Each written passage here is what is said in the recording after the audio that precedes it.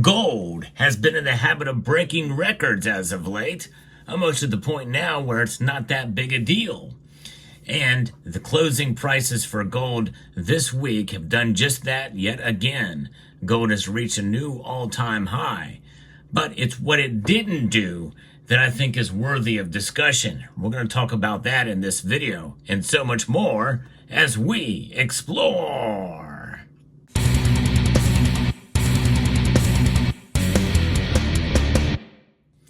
Gold just keeps on doing it. It keeps on breaking records. It keeps on climbing. Many people feel that we could see gold continue to shoot up to $3,000 an ounce. Now, I posted a video fairly recently that discussed that scenario, and I hope you will check it out. I will post a link to it at the end screen of this video.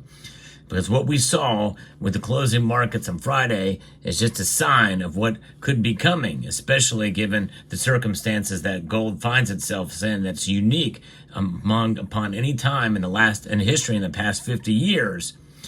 So what's behind some of this? Well, let's talk about the precious metal markets in general.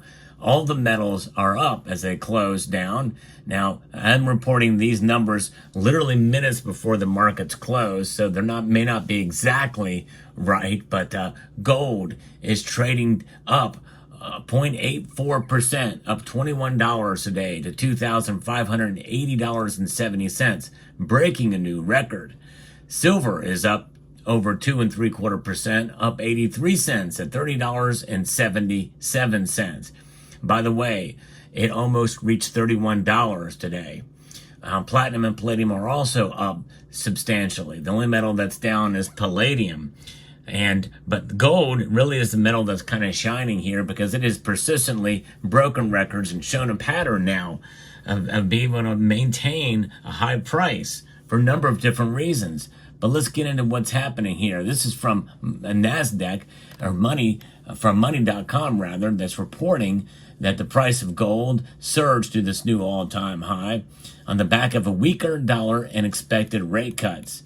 It's up 3% in the past 3 days as investors eye the Federal Reserve's next Federal Open Market Committee meeting that will be happening on Tuesday and Wednesday of this next week, when the United States Central Bank is expected to cut its benchmark interest rate by as much as a 0.5 percentage point. I don't think that's going to happen, but the numbers from the Fed watch tool, they fluctuate, but never has it been to a point where it's 50-50 exactly, except came very close one time. But right now, as I record this video, it is narrowing again. It's 55% say a 1/4 point and 45% say a 1/2 point. And I think that is what has excited the gold market and silver market today, or in the closing on Friday. Gold historically has an inverse relationship with interest rates. As rates fall and yield-producing assets lose some of their luster, the price of gold tends to rise while offering more appeal to investors looking for assets with higher appreciation potential. Though this isn't always the case, it appears to be in the lead up to the Fed's decision that will be coming on September 17th and 18th of next week. It does remain unclear, and that's kind of what is causing this volatility in the markets here, as to whether or not the Fed will cut by 25 or 50 basis points. There is speculation that a larger cut could happen based on strong recent economic data. August Consumer Price Index came in at 2.5%, which is just above the Fed's long-run target of 2%. Between inflation being the lowest in 3 years, August jobs report being stronger than July's, and wholesale prices as measured by the Producer Price Index only increasing by 0.2% last month. Although, again, as I mentioned in a previous market report only a day ago, as of the recording of this video, that was worse than expected. So it wasn't in line with market expectations, even though this article says it was. But it just goes to show you, perception is everything. A 0.1% difference maybe is not that big of a deal, according to some folks, as they digest data. The Fed is now equipped with sufficient data to make a sizable cut to the effective federal funds rate, and maybe that's why the odds increased to 45%. It could be ongoing bullishness for gold, which is already up 35% this year, and outperforming the S&P 500 by 17% in 2024. That's pretty big, very big for this year. Investors also want to gain exposure to gold, can buy physical through bullion dealers, obviously, and buy gold ETFs as well too. But this is a pretty big news, especially with this shift here. And I think we may see these numbers move back and forth as more of these data become digested. Obviously, no revisions will be coming anytime soon before the Fed makes its decision to cut rates. But silver is also a metal to watch, as when we see it move like we saw it today, or as I record this video today, the movement in silver so much dramatically more than gold means that volatility could play very well. The gold to silver ratio has now narrowed to 84.13.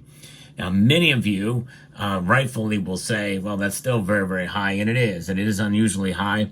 And I won't really be comfortable until we see that ratio narrow to closer to 70. And I think that's really what it normally should be. It's just going to take some doing before that to happen. Of course, silver being a metal that is an industrial metal mostly, that means that it's going to fluctuate probably more radically as these numbers get digested, and we could see some pullbacks. But we are also seeing higher lows for silver.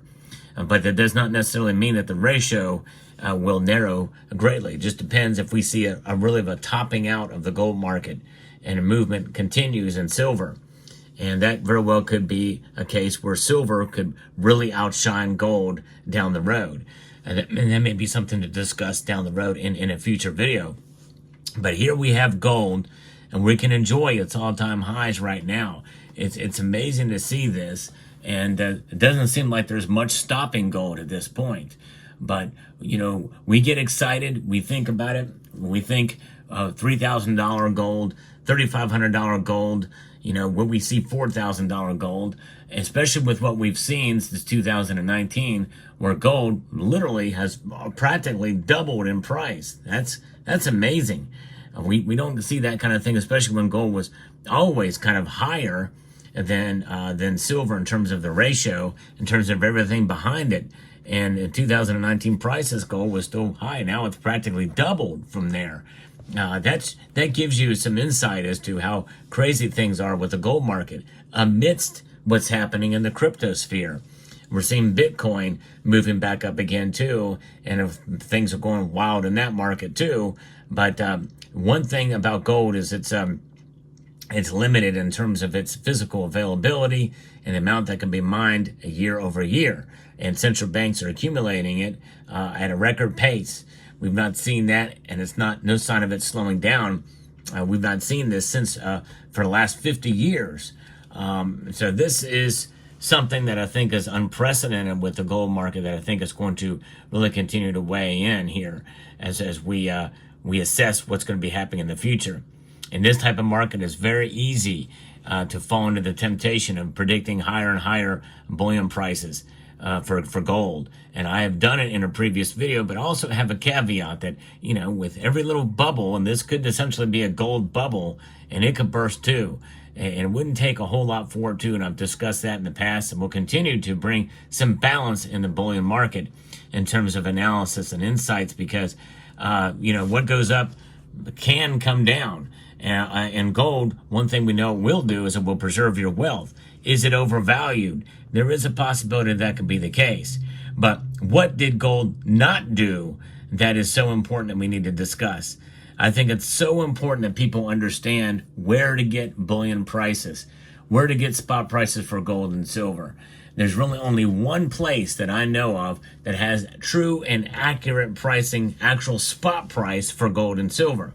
Sadly, so many people in this community, when I report gold and silver prices, they are saying, oh no, it was up higher than this. And I've had several comments recently say gold reached $2,600 an ounce. Folks, that never happened. It never happened. And I've seen that time and time again when we've seen these big milestones like this. People say, well, I saw it here. What you saw is a bullion dealer. Many of these bullion dealers do not quote spot prices. They quote a combination of spot and futures prices from multiple different sources. And many of them have different pricings even between the dealers. And so that kind of pads them to where they can kind of profit from futures prices. It's an inaccurate reading of what the actual spot price is. Futures price is not spot price. It's what the price of gold or silver is going to be down the road. And usually these bullion dealers price them higher. Even in a down market, they're always priced higher. I never have fully understood that. I don't understand why they just don't use the spot prices where I get them, and that's from Kitco. And where does Kitco get their spot prices? From TradingView. And I don't know, there may be one or another ones that have